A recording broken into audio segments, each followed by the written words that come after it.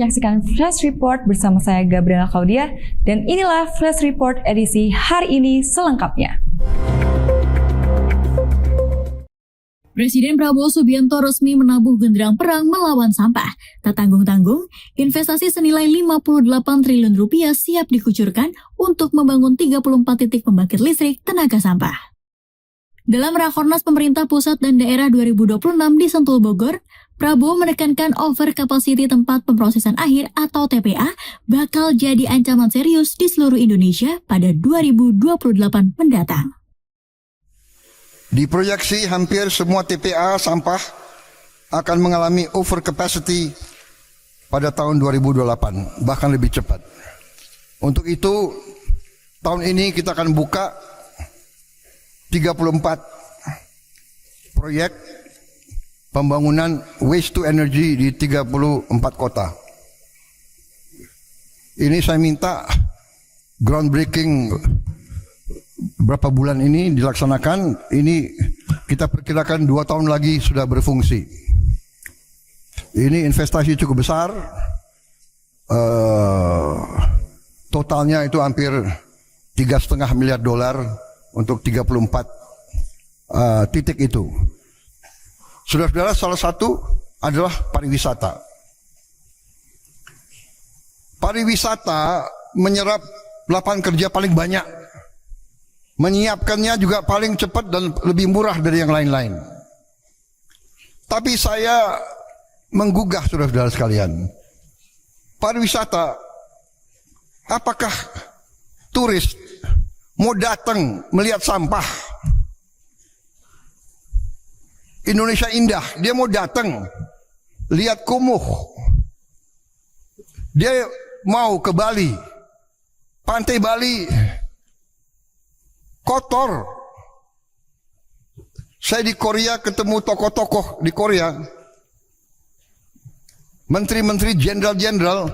Kadang-kadang ya tentara dimanapun, dia nggak pakai basa-basi, bicaranya apa adanya. Dia ngomong ke saya, dia bilang, Your Excellency, I just came from Bali. Oh, Bali is so dirty now. Bali not nice. Wah, saya terima itu sebagai koreksi.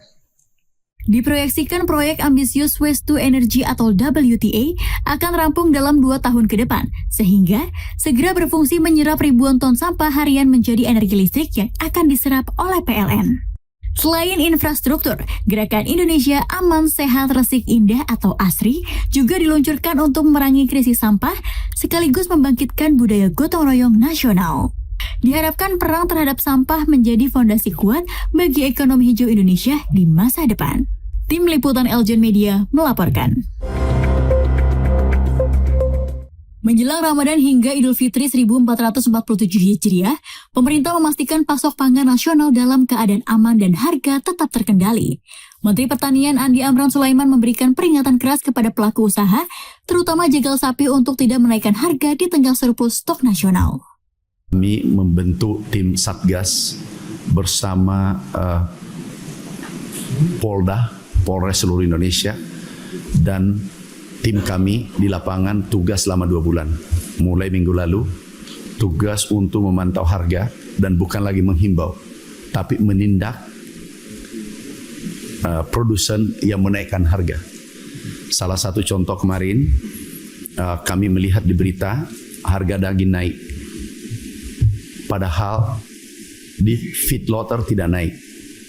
Yang menaikkan adalah yang middleman, yang rumah RPH. Ini menaikkan 1.000, kadang naikkan 2.000, padahal hanya menerima dari sini.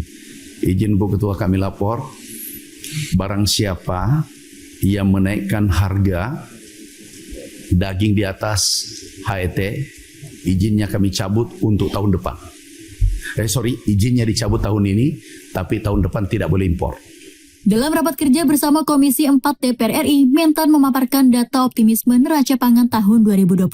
Stok beras nasional hingga awal Februari tercatat mencapai 3,34 juta ton, dengan total neraca diprediksi surplus hingga 14,48 juta ton hingga akhir Maret. Meski komoditas seperti beras, cabai, dan telur dipenuhi produksi dalam negeri, pemerintah tetap melakukan impor selektif untuk bawang putih, daging sapi, dan gula guna menjaga keseimbangan pasar. Guna menjaga stabilitas, strategi distribusi dari wilayah surplus ke wilayah defisit diperkuat melalui early warning system harga harian. Operasi pasar serentak juga akan digelar di berbagai daerah untuk memastikan konsumen terlindungi dari spekulasi harga selama momentum puasa dan lebaran Maret mendatang. Tim Liputan Eljon Media melaporkan. Demikian Flash Report kali ini. Ikuti terus berita terkini seputar pariwisata, bisnis, dan investasi di eljonnews.com. Jangan lupa follow Instagram @eljonnews. Saya Gabriela Claudia. Sampai jumpa.